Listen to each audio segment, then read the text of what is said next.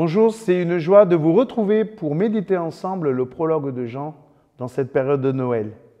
Nous en sommes au chapitre 1, verset 10. La parole était dans le monde, et le monde est venu à l'existence par elle. Et pourtant, le monde ne l'a pas reconnue. Elle est venue dans son propre pays, mais les siens ne l'ont pas accueillie. Cependant, à tous ceux qui l'ont reçue et qui croient en elle, elle a permis de devenir enfants de Dieu. Ils ne sont pas devenus enfants de Dieu par une naissance naturelle ou par une volonté humaine. C'est Dieu qui leur a donné une nouvelle vie. Nous avons parlé de la lumière, cette présence de Dieu en Jésus-Christ, et pourtant, elle n'a pas été reconnue par le peuple de Dieu lui-même. On pourrait être tellement découragé, mais il y a un sauveur, et si le peuple continue de vivre dans l'asservissement, cette lumière continue de briller dans l'obscurité. Et certains la voient. Jean regarde à ceux et celles, même s'ils sont minoritaires, qui l'ont reçu.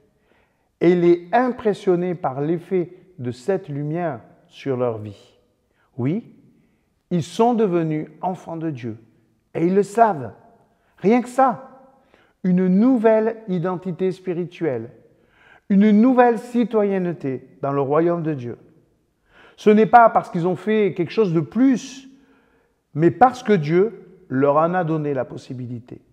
On peut se demander pourquoi Dieu n'accorde pas cette possibilité directement à tout le monde. Eh bien voilà son projet.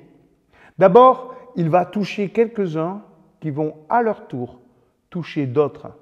Dieu donne du temps à son peuple, à notre peuple, de le reconnaître, de reconnaître Jésus comme notre Sauveur et comme notre Seigneur.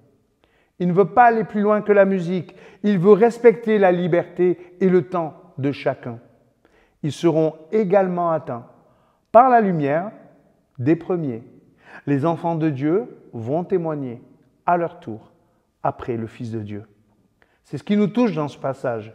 Dieu n'est pas simplement puissant, mais il est aussi rempli de douceur. Tout se passe dans la reconnaissance mutuelle. Dieu reconnaît l'homme comme son enfant, au moment même où l'humain se reconnaît et reconnaît Dieu comme Père. C'est comme si un orphelin découvrait tout d'un coup qu'il a une vraie famille.